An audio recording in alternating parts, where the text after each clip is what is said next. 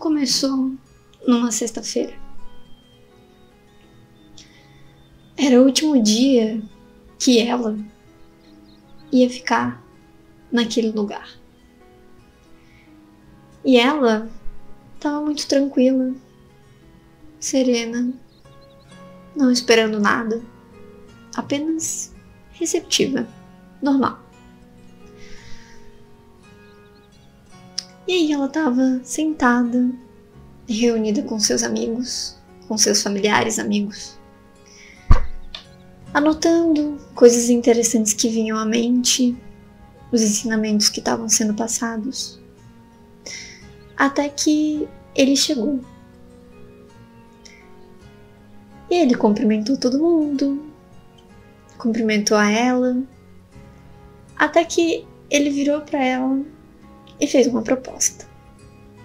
Ele perguntou assim: "Você quer se casar comigo, senhora?"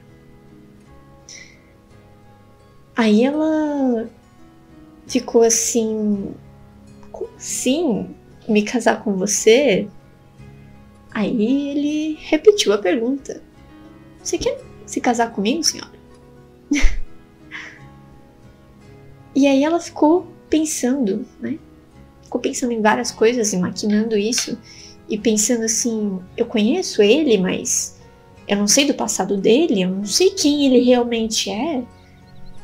Porque ele vem aqui, mas se mostra de uma maneira, mas eu não enxergo quem ele realmente é. Então, como eu posso me casar com uma pessoa que eu não sei quem ela realmente é? E ela ficou pensando nisso. E aí ele falou assim: "Poxa, senhora, a senhora me conhece há bastante tempo já. Eu, inclusive, salvei a sua vida." E ela ficou assim... Ela sentiu um baque com essas palavras, porque ela sabia que isso era verdade. Mesmo que ela não tenha sentido ou sabido no momento que ele tinha salvo a vida dela, ela sabia que isso era uma verdade, mesmo não sabendo como aconteceu. E daí ela pensou assim: nossa, que falta de consideração a minha. E aí ela ficou um pouco pensativa, um pouco chocada talvez, com essa conversa. E aí ele falou assim: "Última chance, quer se casar comigo?" E ela ficou... Ela queria dizer sim para não perder a oportunidade, mas ao mesmo tempo ela não tinha certeza. Ela não sabia o que fazer, então ela ficou em cima do muro naquele impasse, porque ela não tinha certeza absoluta que era realmente isso que ela queria. Como ela ia se casar, fazer uma aliança, fazer um pacto com alguém que ela não sabia que conhecia, não sabia se conhecia. E aí ele falou assim: passou. Como quem diz, agora não tem mais volta, passou o tempo. E aí aquele impasse, ele... E ela ficou... Ela sentiu assim: perdi uma oportunidade. Eu não tive consideração pelo que ele fez por mim. E ela ficou se sentindo mal. Ela ficou se sentindo culpada e ao mesmo tempo se sentindo mal por não ter considerado, pensado, lembrado o que ele fez por ela. E aí ele falou: "Ah, então agora eu vou pra casa. Tchau." E ele começou a se retirar. E ela percebeu o que estava acontecendo ali. Ele, por alguma razão, e por ele conhecer tão bem ela, mesmo que ela achasse que não conhecesse tão bem ele, ela começou a sentir uma sensação muito desconfortável. Perdi a oportunidade, eu magoei ele, ou me sinto culpada pelas coisas que eu falei, que eu não levei em consideração. E ela não gostava de fazer isso. Ela sempre pensou levou os outros em consideração, mediou a situação. Ela sempre foi esse tipo de pessoa analítica e que sempre estava lá pelos amigos. Mas naquele momento, com aquele pedido de casamento, assim, tipo, o que é um casamento? Sabe? Ela ficou sem saber o que dizer, sem saber como se posicionar. No momento que ele falou que ia embora, ela sabia o que ele estava fazendo. E ela sentiu e sabia que ele estava mexendo com o ego dela. Mexeu com o ego de uma forma... Ai, perdi uma oportunidade. Poderia ter ganhado coisas com isso. Tô me sentindo culpada pelo que eu falei pra ele. Parece até que eu abandonei ele, que eu rejeitei ele. Isso tava mexendo com o ego dela. Ela sentia, eu sei o que você tá fazendo. Mas mesmo assim, ela tava se deixando levar. Ela tava sendo espontânea e falando mesmo na confusão da cabeça dela. E aí, ela botou as mãos no rosto e começou a sentir calor, começou a se emocionar, começou a sentir como se as células estivessem vibrando. E ela começou a ficar nervosa. Ela começou a sentir aquela sensação quando o choro vem e ela estava tentando controlar. Ela estava sentindo a garganta dela como se tivesse um nó. E aí ele virou para ela e falou assim: vamos, senhora, a gente está na reta final, vamos colocar para fora? E aí nesse momento ela sabia o que ele estava querendo dizer. Ela sabia o que era colocar para fora. E daí ela atendeu a esse convite. Ela respirou fundo e simplesmente começou a gritar. E começou a gritar. E começou a gritar. E aquele grito, aquela raiva que estava contida, ela simplesmente, aquele nó que estava aqui, deixou desatar. Não simplesmente desatar, ela simplesmente rasgou mesmo. E enquanto ela estava gritando, ela pensou: se é pra botar pra fora, agora eu vou botar tudo mesmo, até não sobrar mais força. Então, pensem vocês, o que é gritar? Colocar tudo pra fora através da voz. Tudo aquilo que tá sentindo, que estava ali guardado naquela água parada, sem tocar, com um pano por cima, com julgamentos por cima, com não, eu não posso demonstrar, não, eu não posso ser isso. Todo esse não posso. Ela simplesmente tirou esse pano por convite do amigo dela, que até então ela não sabia que era amigo mesmo. E esse grito,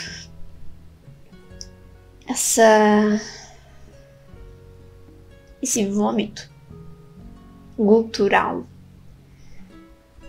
é como se viesse lá da raiz, lá do estômago, e viesse subindo. E ela respirava e gritava mais, respirava e gritava mais, até não sobrar força, até o diafragma, o pulmão, ficar cansado.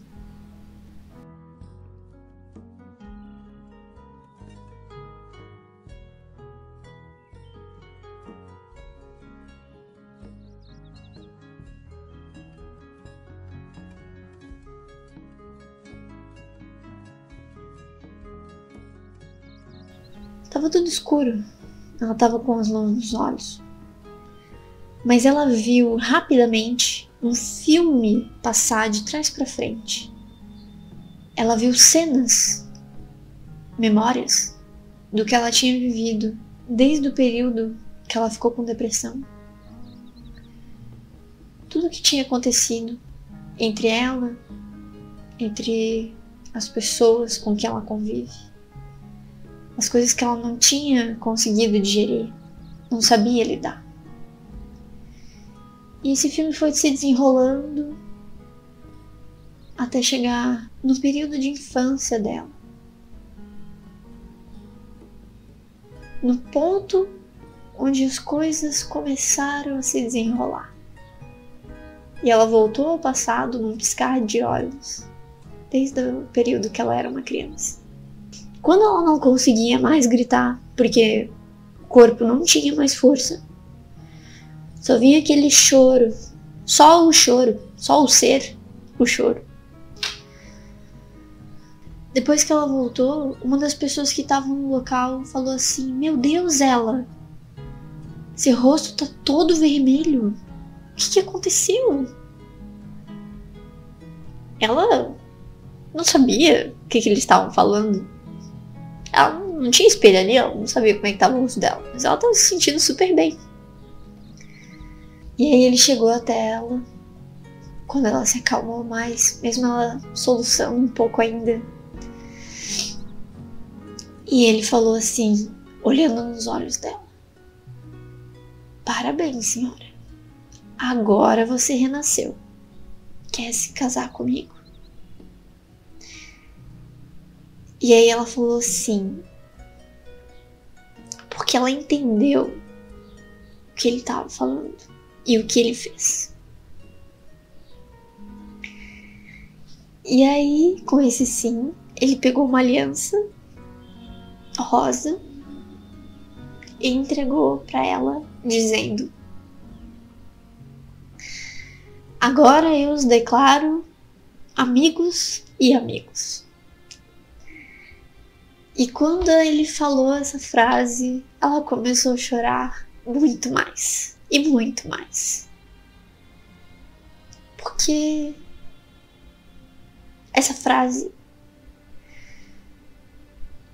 tem um significado muito importante para ela. Porque só ela sabe o quanto ela dá valor para os amigos. Ela sabe a conduta que ela tem com alguém que ela ama. E quando ele falou isso, quando ele estava oficializando isso, ela pensou: realmente ele é meu amigo, como eu sou privilegiada. E ela pensou outra coisa muito importante. É como se a partir daquele momento não fazia mais sentido ela se sentir sozinha. Ela pensou: a partir de agora eu não preciso mais me sentir sozinha, porque eu tenho um amigo.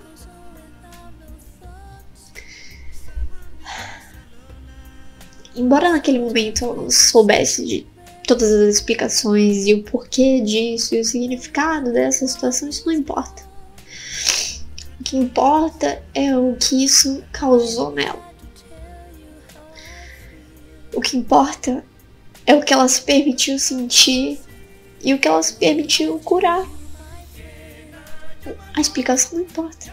O que importa é o efeito que isso causou, é o presente que foi dado naquele momento.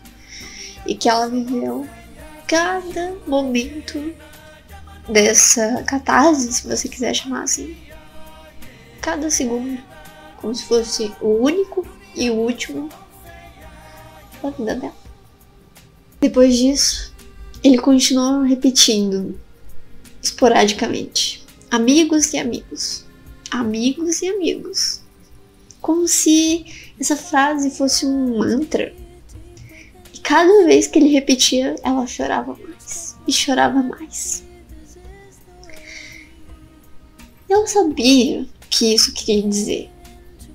Ela sabia o que esse presente, esse gesto, essa ação que foi dado a ela, o que causaria nela. Bom, Tem coisas que ela nem pode mensurar. Mas naquele momento ela sentiu no coração. Não precisava ter palavras para explicar o que aconteceu.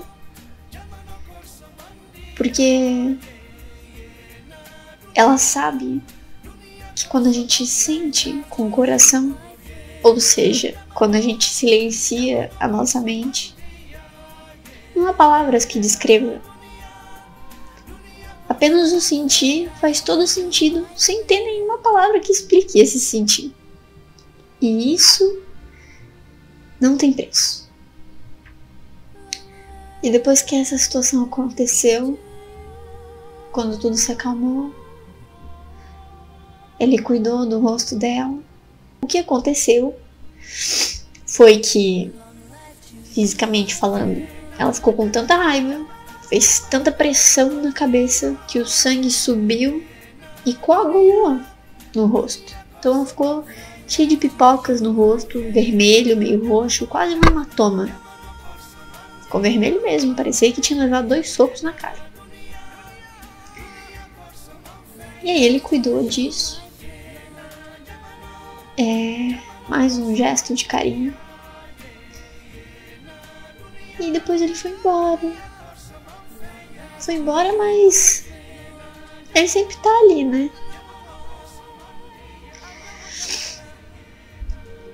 E aí depois ela ficou num estado de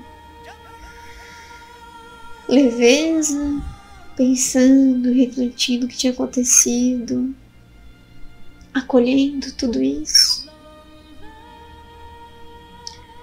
e só agradecendo pelo presente que foi oferecido para ela e que ela se permitiu se presentear também.